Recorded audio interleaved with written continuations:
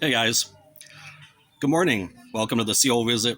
Colin here, my trusty soda today, this morning. Appreciate you clicking on this video. I'm going to jump right into it. So, taking into account the very short attention span of viewers, I want to make sure I got your attention and that you hear this information. So, when we talk about hypocrisy in the organization, and you look at right now, all of the legal issues that the organization is having and lawsuits almost always centering around some type of abuse of the kind that you know what it is, not just CSA but also the type of abuse of men who force themselves upon women. So this information that I want to bring up here, this has been covered in other videos and on other channels, but I just want to bring it up again to make sure this stays fresh in our minds and make sure that we are outraged about the right things. Okay. And I know that, some of the JW jerk off apologetics out there, like the Waynes and the Purple Hazers, are the ones that always say, oh, he makes an accusation and doesn't give any proof for things like that. Where's the proof? Where's the citation or things like that? I got it right here. Okay. And thank goodness for the bound volumes. Thank goodness for the Watchtower and Awake bound volumes, because those physical books cannot be manipulated and they can't be changed to fit the narrative of the organization or to simply erase the evidence. So when we talk about why do these things happen, well, you have to look at, and a lot of times, what they actually write as well, not just what they say. Look at their actions, but sometimes when you dig back in the bound volumes, you'll find that these things were actually in writing. And if this is what they put in writing, of course it comes from the governing body, and this comes from Jehovah himself through them as their channel, then when they say things like a suggestion or should and words like that, it really means you will, you have to. They're not suggestions, even though they word them that way. That's the JW culture. So when it talks about, for example, this is the Awake 1984, February 22nd, bound volume. Okay, Awake 1984, February 22nd, page 24. And this is an article about RAPE. RAPE, men who force themselves on women. And there's a subtitle here that says, treat him, the RAPIST, treat him respectfully. This is counsel that the governing body is giving to women who have been victims. It says, treat him, the perpetrator, respectfully. It says, the intended victim should remember that the apist, put an R at the beginning, is a human.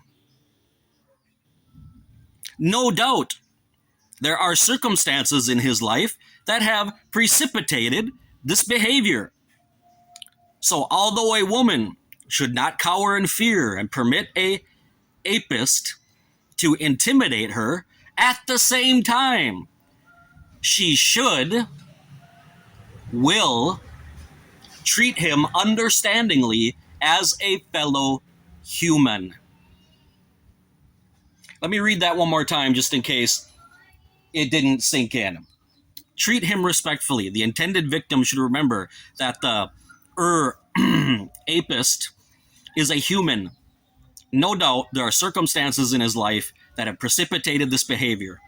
So although a woman should not cower in fear and permit a apist to intimidate her. At the same time, she should treat him understandingly as a fellow human. Okay, so first of all,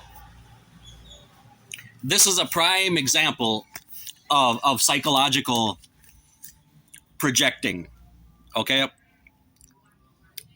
and it's also a bait and switch kind of a situation, because within the ranks of this large, powerful, multi-billion-dollar real estate company, and the 8 or 10 or 12 or however many men are on that governing body, there are APIS and PDF files, and or ones who cover for it, because they are involved in this worldwide conglomeration of trafficking and APIS and PDF files. That's why they know that someday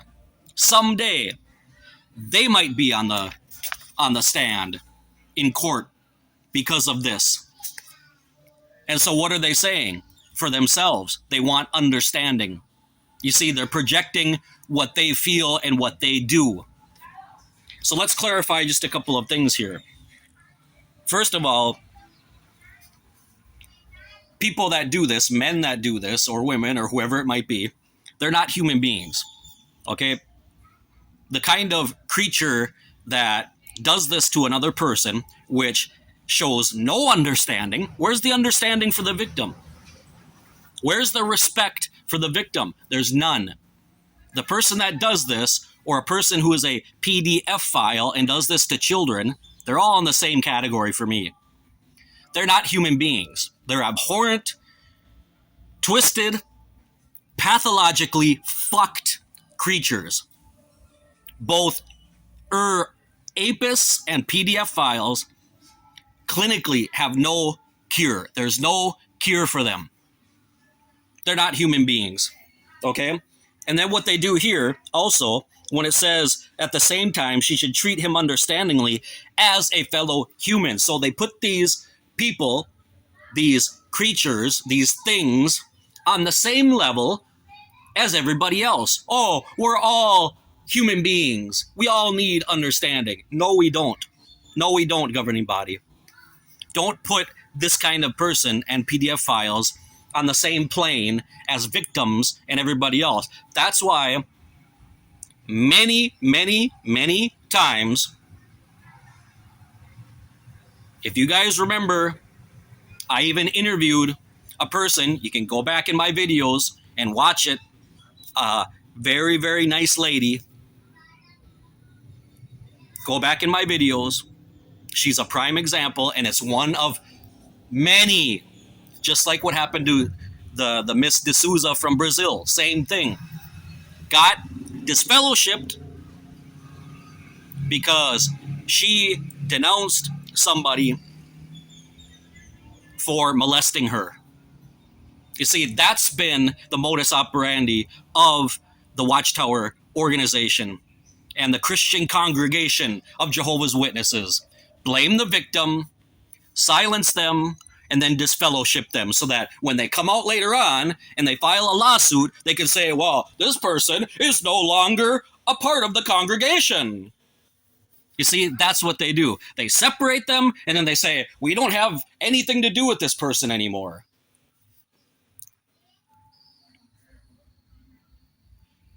That's the hypocrisy of the organization. Although Stephen Lett and gang say that nobody protects the people in the congregation like Jehovah's organization, and yet in practice, they're telling them to be understanding with a fellow human who violated their rights in every single way, destroyed their life, especially when it's a child.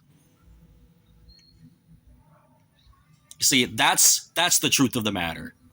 And if you denounce the person, if you come forward with it, you're going to be marginalized, you're going to be marked, and most likely you'll be disfellowshipped. They'll have it all set up so that by the time legal action is brought, they'll say, oh, this is some hurt, bitter ex-member and they're suing us.